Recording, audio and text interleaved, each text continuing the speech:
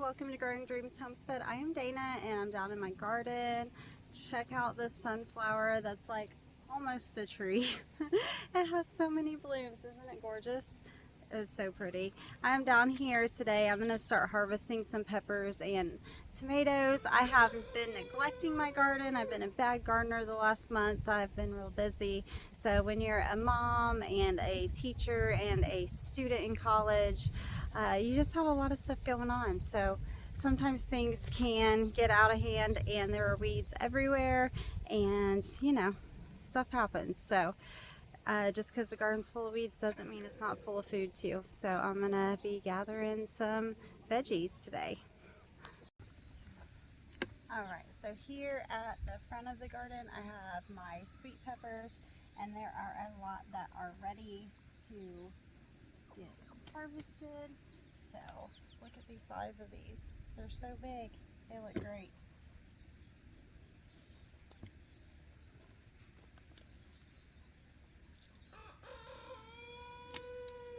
Now I am cutting my stems of my peppers because earlier I was harvesting one and it broke the top of the plant off, and that was not good. So I'm going to be using my cutters to harvest my peppers today. So I have lots of really pretty ones.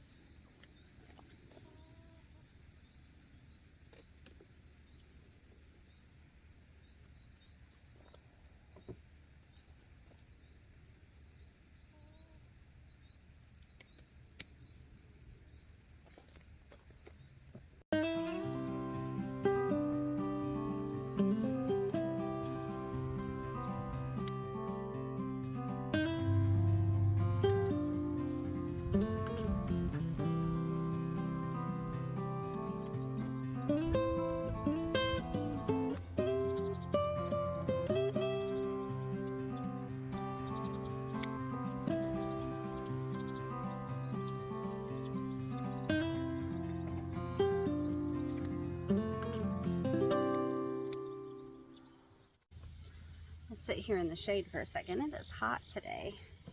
Check out, look at that. Look at that compared to the size of my head. It's pretty big, right? These are some good sized peppers, guys. I'm excited. I love bell peppers. I got a lot of banana peppers too. So that's awesome. My hot peppers are towards the tomatoes. Let's get those in a minute. But overall, peppers did pretty well this year. I'm pretty happy with the harvest. Like I said, I've been kind of a neglectful gardener the last, couple weeks. It's hard during this time of year because, it's hot, and by the time I get home from work, it's late and I gotta cook dinner and, I have homework for school and things like that. I just haven't made the time that I should make for being out here in the garden. So homesteading is hard, y'all. Like, you gotta do it every day. You gotta take care of your animals every day.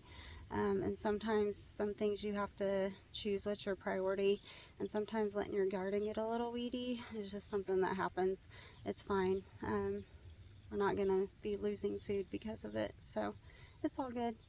Alright, we have lots of tomatoes that need harvested as well, so that'll be next. Alright, so I'm down here in my hot peppers, and these are my Hungarian hot waxies, and I brought a different bucket to put those in so I can tell them apart from my sweet peppers, because I don't want to accidentally think I'm grabbing a sweet pepper and get a hot one.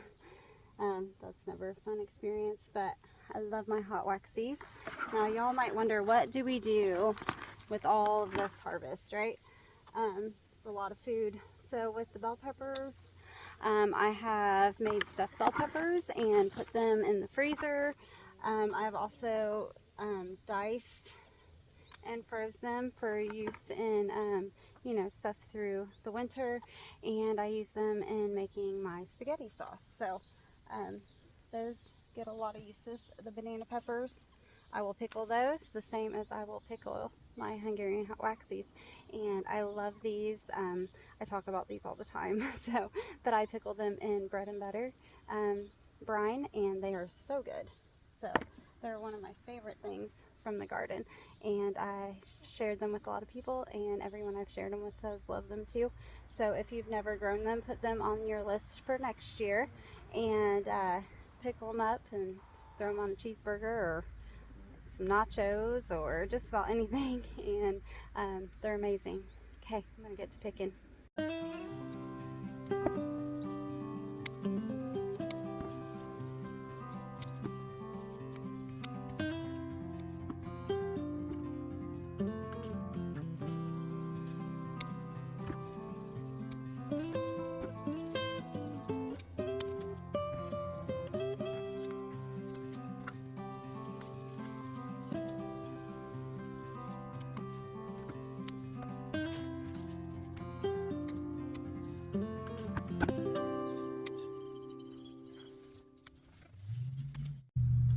Okay, so like I said, my hot peppers are a few beds away from my sweeter peppers, and I do that so that they don't cross-pollinate, because I do save seeds.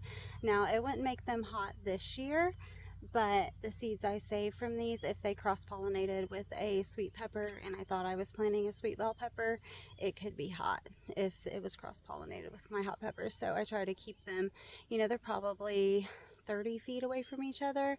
I don't know that that's technically super far or far enough, but that's what I do.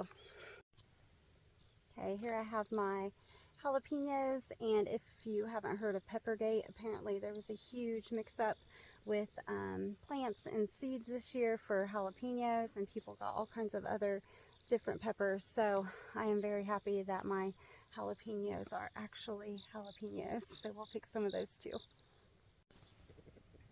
So this is a hot pepper I've never grown before. They are round and they're supposed to turn red and they're supposed to be hot. So we'll see how they turn out, but they are not ready yet.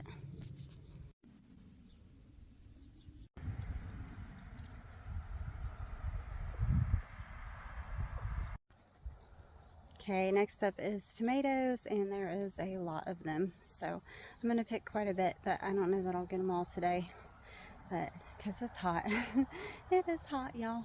Okay, let's check out this electroculture tomato, because I haven't shown an update on it for a little while.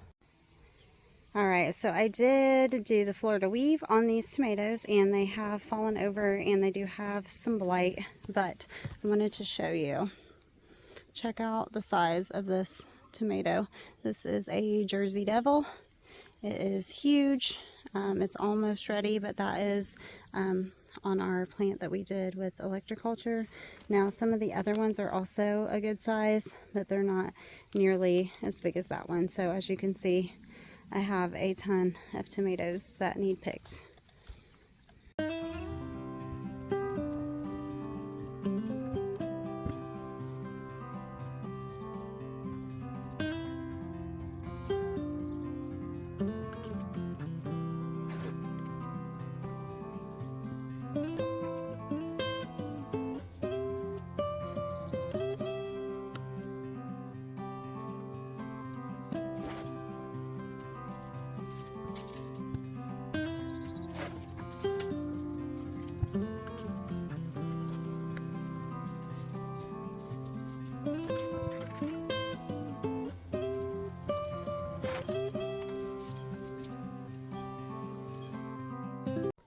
Okay, so here is a look at my wild and crazy but bountiful garden.